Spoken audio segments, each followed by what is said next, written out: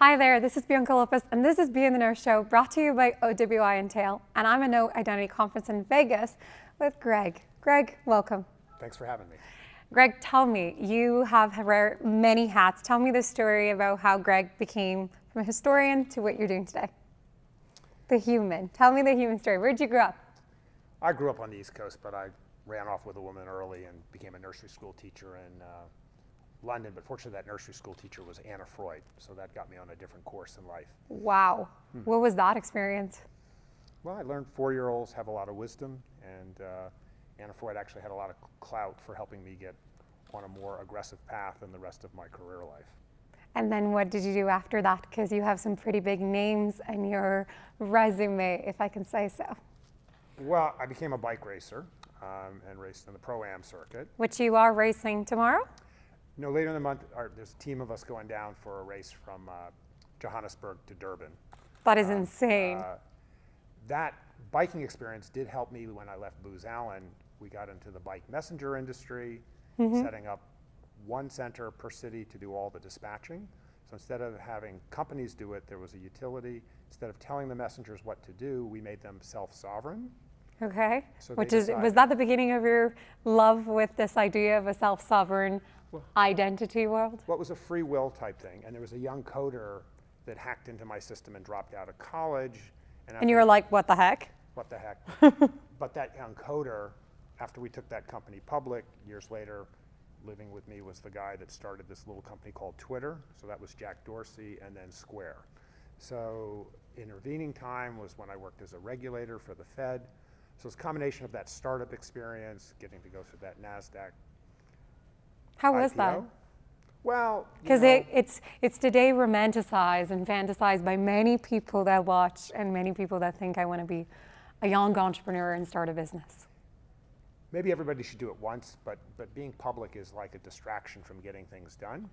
And it's a lot more fun before you're public than after you're public. It meant that when the blockchain came along and Bitcoin and Ripple, that had a nice taste to me. So why?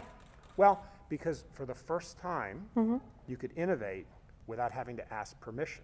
So up till then, everything. So the rebel inside of you that ran away or wanted to change things were like, yep, I could just do it without asking the big guys to do it? Well, it's just, if you have to ask permission, is it really innovation? So, no.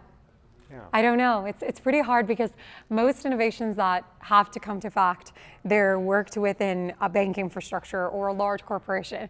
And I find that there's this like interesting ethical question that, or sort of philosophical question that happens if you're a startup. They'll ask you, can I have 3 years of financial statements? And who else have you done this with? And I often look at them and go, you're not trying to innovate. Innovation is being able to do something without having to ask permission. Yes, and so in other industries, you kind of take that for granted. That's the way Airbnb got started and Uber. They weren't in, at that time, regulated industries. But generally things in financial services, you got to be regulated. So when I came to Ripple, that was a new blockchain. That was the second thing after Bitcoin. The first month we went to Treasury to explain what we were doing. So we didn't operate under the illusion that we would never be regulated and we would never have to ask permission. So it's finding that balance between doing something that's really innovative, but if you want to go mainstream and you're successful, you're going to run up against rules and regulations, guys with guns and badges. Yeah. So I walk that Equally line. as powerful, actually. Yeah. So I'd like to see these new innovations make it into the mainstream. I'd like everyone in the world to be able to participate in this, so that doesn't mean that you can do it in a Mad Max way. But I hope you don't have to do it in a George Orwell way either.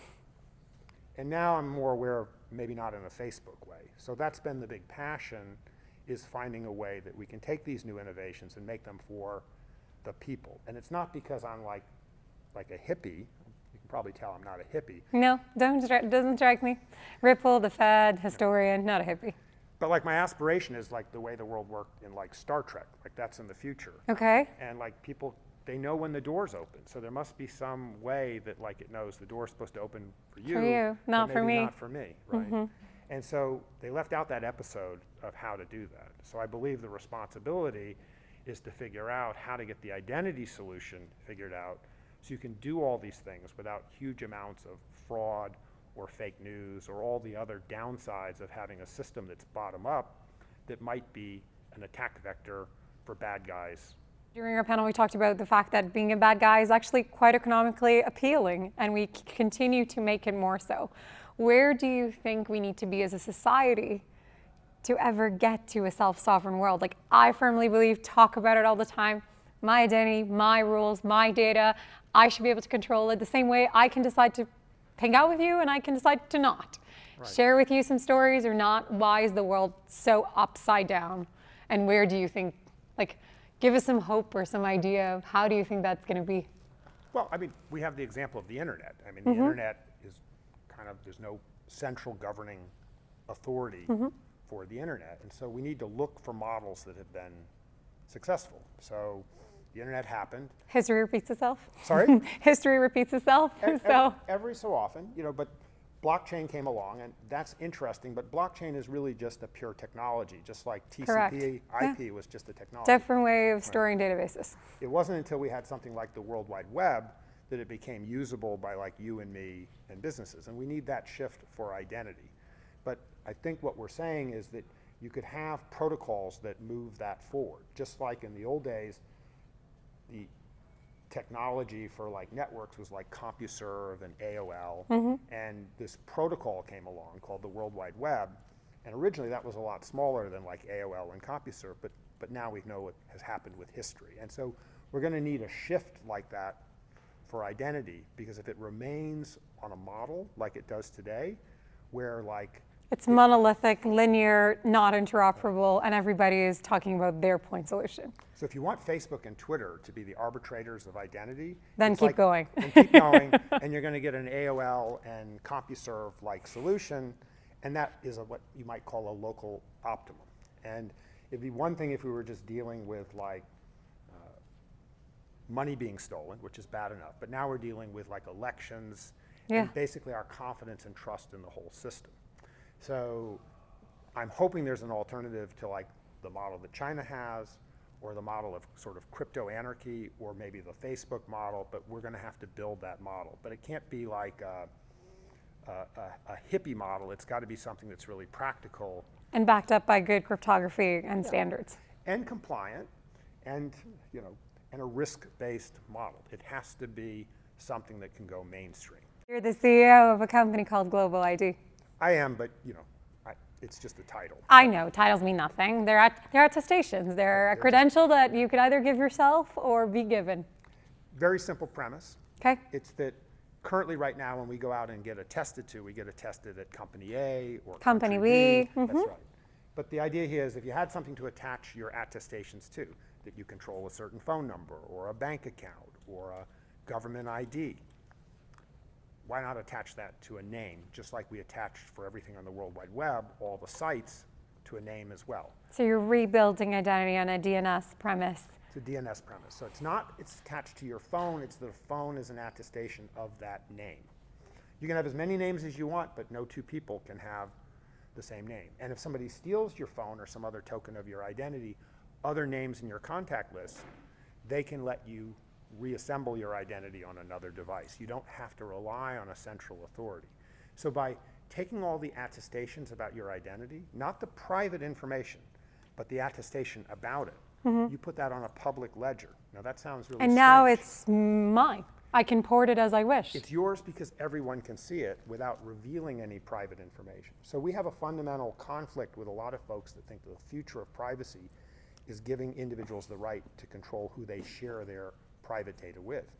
Our premise is, why do you need to even share the private data? Isn't the public attestation about the private data enough for you to get the permissions that you need in life? And who would manage this public? So the suggestion is, it's a protocol, just like TCP/IP.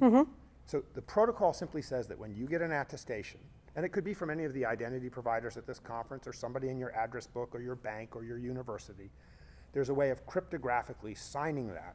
And saying, hi, in the public ledger, this has now been signed. I said this at this time, and the person co-signs it. So there's always a co-signer of you and the attesting entity. So it's not like a a credit bureau where people are saying bad things about you and putting you out there. And then publicly. you're there to defend yourself Then you're there versus to- the other way. So you, with your active consent and intent, are always co-signing along with the attestation provider. You can think of it as just a vouch. And that's on a public ledger. There's private data behind that, but that's locked away. That's not used for marketing and spam purposes. Only in the case that like a bomb goes off or there's a need to know, then there's a Then compliance somebody can obligation. go, knock, knock, who's this guy?